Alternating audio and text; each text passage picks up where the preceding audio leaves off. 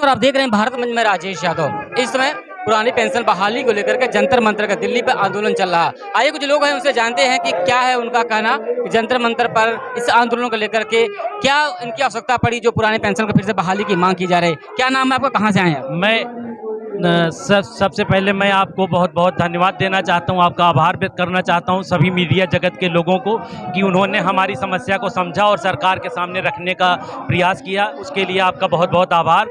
मैं एसपी सिंह, जिला अध्यक्ष राज्य कर्मचारी संयुक्त परिषद उन्नाव, उत्तर प्रदेश।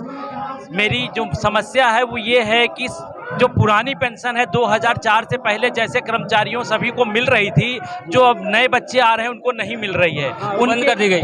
उनको बंद कर दी गई। उनके लिए हम लोग लड़ाई लड़ रहे हैं कि जो पुरानी पेंशन है उसका लाभ जो है सभी को अनवरत मिले। और जिस तरीके से सांसद जी, विधायक जी, एमएलसी जी सभी को 3-3, 4-4 पुरानी पेंशन का लाभ दिया जा रहा है, उसी तरह कर्मचारियों को भी पुरानी पेंशन से आच्छादित किया जाए। सरकार कहती है कि नई पेंशन स्कीम जो है, एनपीएस जो है वो ज़्यादा अच्छी है। अगर सरकार को एनपीएस इतनी अच्छी लगती है तो सरकार अपने जो सांसद जी हैं, विधायक जी हैं, जो मंत्री जी हैं, आप उनको सबसे पहले एनपीएस दीजिए ना, एक नज़ीर पेश कीजिए कि अच्छी चीज़ है। इसलिए हमने पहले सांसदों को, विधायक को, सभी को हमने दिया है।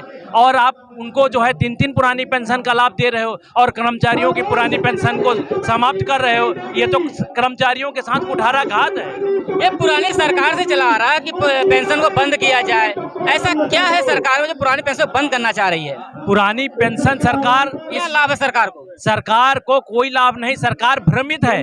जो पैसा पुरानी पेंशन में हम लोग का जो जीपीएफ कटता था पुरानी पेंशन में, वो जीपीएफ का पैसा सरकार के खाते में जाता था, जिससे देश चलता था। जो वेतन कट रहा है वो कट करके शेयर मार्केट में जा रहा है, जो इंश्योरेंस कंपनीज हैं उनमें जा रहा है। तो आप समझिए जो फायदा हो रहा वो कंपनीज को हो रहा, शेयर मार्केट को हो रहा, सरकार को कोई फायदा नहीं हो रहा। सरकार 14% और उसमें इन्वेस्ट कर रही है, हाँ, लेकिन उसका लाभ जो है कहीं कर्मचारी को नहीं दिखाई दे रहा है। ये बताइए, इतनी महंगाई के दौर में जो 2004 में सिलेंडर 400-450 का मिलता था, आज वो 1100-1200 का मिल रहा है। महंगाई की बात अलग है।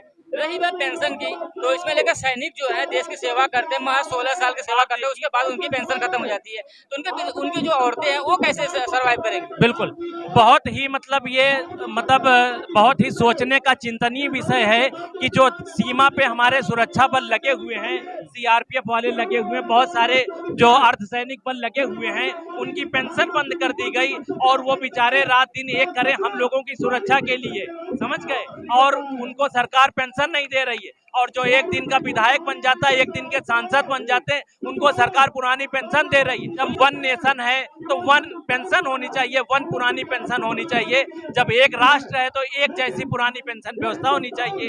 दूसरी हमारी मांग है कि जो संविदा ठेका कर्मचारी जो हैं वो प्रथा बंद होनी चाहिए और इन कर्मचारियों को, जो संविदा कर्मचारी हैं, इनको रेगुलर करने के लिए, कोई विनियमितीकरण करने के लिए कोई नीति सरकार को बनानी चाहिए कि उनको 2 साल में, 4 साल में या 10 साल में उनको रेगुलर कर दिया जाएगा। जो ये ठेका प्रणाली सरकार ने चालू की है, जो आउटसोर्सिंग चालू किया है, ये किसी भी तरह से कर्मचारी के हित में नहीं है और पब्लिक के भी हित में नहीं। आप ये समझिए कि जो सरकारी कर्मचारी को, ये जो संविदा कर्मी है, जो संविदा पर नौकरी कर रहे हैं जी, एक कम सैलरी पे सरकार ने एक स्कीम के तहत काम कराने के लोगों को वही काम को संविदा में कम पैसे में करवा के लोगों को अपना काम खत्म करना चाहती है।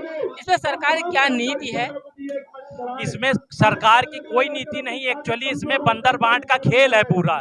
इसमें जब आउटसोर्सिंग कंपनियां हैं, एजेंसीज होती हैं, कोई भी आदमी अपनी एजेंसी का रजिस्ट्रेशन करा सकता है और वो वहां से ह्यूमन रिसोर्स जो है वो अपना जो मानव जो है वो उनको उपलब्ध, जहां से डिमांड की जाती है वो उनको मैन पावर उपलब्ध कराते हैं, ठीक। और मैन पावर सरकार से ये लोग मोटा पैसा लेते हैं, सरकार से पैसा, थर्ड पार्टी है जी, ये एक एजेंसी टाइप की आदमी है, मतलब नहीं रहा कहा कि इसमें बहुत ज्यादा चल, हर कंपनियों में ही काम चल रहा है इस समय। एक्चुअली उसमें जो बीच के लोग, सरकार और इसके बीच में जो एजेंसी के बीच में दलाल टाइप के लोग बैठे हुए हैं, वो इसका फायदा उठा रहे हैं। हाँ, कर्मचारी का इसमें शोषण हो रहा है। और दूसरी चीज है, कर्मचारी जो है वो प्रॉपरली ट्रेंड नहीं होता। जैसे कोई भी आप लोगों को समझना चाहिए कि कम से कम जो थर्ड पार्टी होती है वहाँ वेतन अगर आपका ₹1,00,000 है तो थर्ड पार्टी आपको 25,000 रुपए दे देगी। यही होता है थर्ड पार्टी का काम। इसको लेकर आप बताइए और लोगों को विस्तार। देखिए जो रेगुलर कर्मचारी हैं, ठीक, उनको बाकायदा पूरा ट्रेनिंग दिया जाता है। ठीक, ट्रेनिंग देने के बाद उनको अपॉइंट किया जाता है। ठीक, अब सरकार ने पूरा सिस्टम बदल दिया है। सरकार ने क्या किया है कि एजेंसी के माध्यम से ये लोग ले लेते हैं जो पूरी तरह से ट्रेंड नहीं होते हैं। और आप समझिए, मेडिकल का ही ले लीजिए, मेडिकल में जो लोग अब भर्ती हो रहे हैं वो अनट्रेंड टाइप के जो है वो भर्ती हो रहा है आउटसोर्सिंग में, क्योंकि सरकार उन पे ज्यादा पैसा नहीं इन्वेस्ट करती है। ठीक, तो उससे पब्लिक का फायदा नहीं होने वाला, उससे नुकसान ही होने वाला है। और आप ये रेगुलर कर्मचारी अगर ना होता तो 2020 में जब कोविड फैला था, कोविड-19, तो उसको कंट्रोल करने के लिए रेगुलर जो संस्थाएं थी, जो पुलिस वाले थे, जो मीडिया था, ये सड़क पे था, जो नगर पालिका के सफाई कर्मी थी, ये सड़क पे थे, और बाकी जो सरकारी अधिकारी जो प्राइवेट दुकानदार थे, जो प्राइवेट मतलब आप समझिए नेताजी थे, सांसद जी थे, ये सब छुपे घूम रहे थे, भागे घूम रहे थे कि हम बात कर लेंगे तो हमको कोरोना हो जाएगा। लेकिन जो निर्देश दिया, हाँ, जितने सरकारी कर्मचारी थे उन लोगों ने दिन रात एक करके अपना जनता की सेवा की और उसको कोविड से निकाल करके देश को लाए। तो ये क्या कहना चाहेंगे अंतिम में सरकार से? सरकार से हमारा यही अनुरोध है कि जिस तरीके से सरकारी कर्मचारियों ने कोविड काल में अपना दिन रात एक करके देश की सेवा की है, सरकार को ये सोचना चाहिए और सोच करके जो 24 का चुनाव है उसको भी ध्यान में रख करके सरकार को हम लोगों की पुरानी पेंशन बहाल करनी चाहिए। नहीं तो हम सब लोग अपने परिवार, हमारा 1 करोड़ कर्मचारी है और आप समझिए कि हर घर में 4-4 लोग हैं, कम से कम 5 करोड़ की संख्या होगी। हम लोग सरकार को नुकसान धमका रहे हैं? नहीं, धमका नहीं रहे हम सरकार को कह रहे हैं कि सद्बुद्धि दे सरकार को, और सरकार जो है हमारी जायज मांग पूरी करे। हम लोग सरकार से कुछ भी गलत नहीं मांग रहे हैं। जिस तरह नेताजी को, सांसद जी को, विधायक को पुरानी पेंशन दे रहे हैं, उस तरह कर्मचारी को भी पुरानी पेंशन दी जाए। अगर एनपीएस इतनी अच्छी है तो पूरे देश को एनपीएस ही दिया जाए, सांसद जी को एनपीएस ही दिया जाए।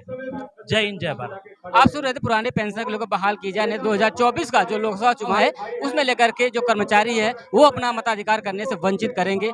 देखते रहिए भारत मंच, राजेश यादव के साथ। जय हिंद, जय भारत।